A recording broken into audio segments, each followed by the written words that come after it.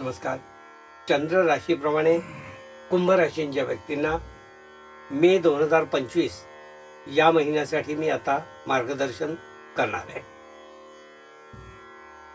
कुंभ राशींच्या व्यक्तींना हा महिना जो आहे थोडासा कटकटींचा दिसून येतोय. कटकटी अशा की आपण शांत चित्ताने आणि स्वस्थ चित्ताने या महिन्यात असणार नाही. म्हणजे सतत काही ना काहीतरी टोचणी अशी लागलेली दिसून येते. थोडीशी चिंता, थोडीशी काळजी, अशी थोडीशी भावना तुमची तयार झालेली आणि त्याचा परिणाम तुम्हाला दिसत आहे. सगळ्यात महत्त्वाचं म्हणजे आपण स्वतः ज्या गोष्टींची प्रत्यक्ष जबाबदार नाही त्या व्यक्तींचं टेन्शन आपण घेऊ नये. ज्या आपल्याशी निगडीत आहेत त्याच गोष्टींबद्दल आपण जास्त विचार करावा. ज्या गोष्टींची आपण निगडीत नाही त्याचा जास्त विचार करू नये. कारण विनोदाने म्हणायचं तर दुनियादारी जी म्हणतात ती या महिन्यात आपण करू नये. आपण बरं आपलं काम बरं हे सूत्र जर आपण ठेवलं तर बऱ्याचशा गोष्टी हलक्या होतील.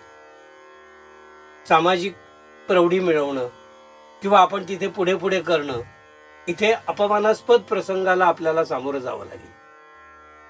राजकीय बाबतीत त्या वर्तुळात आपण फिरायला गेलात म्हणजे त्या बाबतीत आपण पुढे जात असाल तर अपमानाचे प्रसंग तुमच्या समोर येतील. हे सगळं टाळायचं असेल तर आपण आपला आवाका बघून तेवढ्यापुरतंच आपण काम करावं. अन्य गोष्टीत आपण ढवळाढवळ आणि प्रौढी मिळवायला जाऊ नये असा सल्ला मी या ठिकाणी कुंभ राशींच्या व्यक्तींना देईन. कारण कटकटीचा महिना असताना आपण जर नको ती कामं डोक्यावर घेतली तर ती तुम्हाला आणखीन कटकट होईल. म्हणून कुंभ राशींच्या व्यक्तींनी अशी सर्वतोपरी सावधगिरी या महिन्यात बाळगायची आहे. त्याचप्रमाणे कुंभ राशींच्या व्यक्तींना मी असं सांगू इच्छितो की या महिन्यामध्ये आपले उद्योग किंवा लघु उद्योग किंवा आपले जी काही कामं आहेत, कॉन्ट्रॅक्ट वगैरे घेणारे लोक जे आहेत त्यांना अनेक मागण्या किंवा अनेक ठिकाणून विचारणा होईल. पण काम फायनल होण्यामध्ये बऱ्याच अडचणी येतील. कोटेशन घेणे, अमुक ठिकाणी व्हिजिट करायला बोलवणे, अशा मोठ्या मोठ्या गोष्टी तुमच्यासमोर मांडल्या जातील. पण प्रत्यक्षात फायनल होण्याची शक्यता 20 ते 30% कामाची दिसून येते. तर या गोष्टीतून नाउमेद न होता आपलं कर्म आपण करत राहायचं आहे. जसं अनुकूल वातावरण होईल, ग्रहमान अनुकूल होईल तेव्हा त्याचं फळ मिळेल. हे सूत्र आणि ही श्रद्धा आपण ठेवायची आणि आपलं काम आपण करत राहायचं. नोकरी करणारे जे व्यक्ती आहेत किंवा एखाद्या ॲडवायझर किंवा काउन्सिलर असे ज्या अशा ज्या व्यक्ती आहेत त्यांनी आपल्या कामामध्ये चांगल्या प्रगतीने जे नाव कमावलंय ते नाव टिकवून ठेवण्यासाठी त्यांना काही जाहिरातबाजी किंवा अशा काही गोष्टी कराव्या लागतील. तर त्या त्यांनी कराव्यात. कारण युग जाहिरातींचं आहे. आपण केलेल्या कामाचा गवगवा केल्याशिवाय आपल्याला त्याचं फळ मिळणार नाही. तर ही गोष्ट करण्यात काही गैर नाहीये. जर आपण चांगलं कर्म केलंय, ते सिद्ध झालंय तर सांगा, काही हरकत नाही.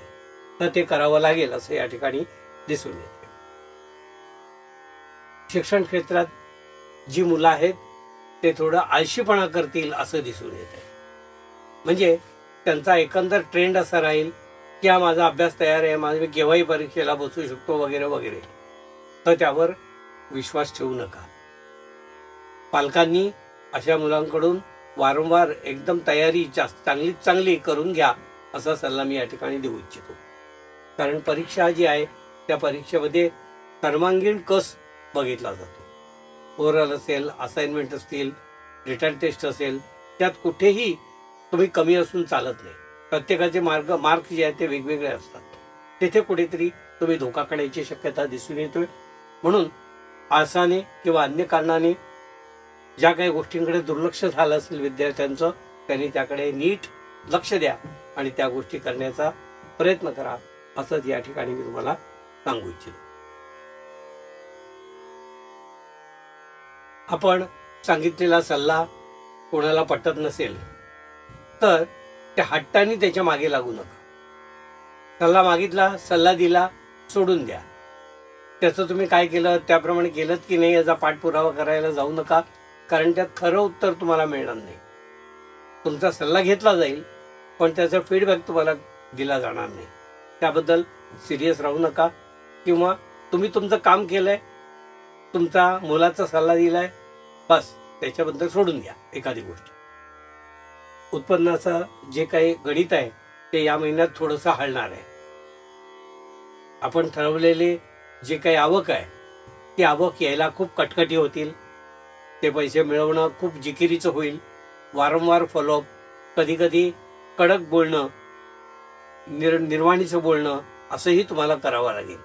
तर तुमचे पैसे आणि येणं जे आहे ते वसूल होईल असं या ठिकाणी मला दिसत आहे. नोकरी करणारे जे लोक आहेत त्यांना आपल्या सहकार्यांशी जुळवून घेऊन आपल्या कामाची पद, प्रतिष्ठा, मान वाढवावा लागेल असं या ठिकाणी दिसून येत आहे. नाहीतर तिकडेही अपमानास्पद प्रसंग येऊ शकतात. त्याबद्दल आपण विशेष काळजी घ्यावी.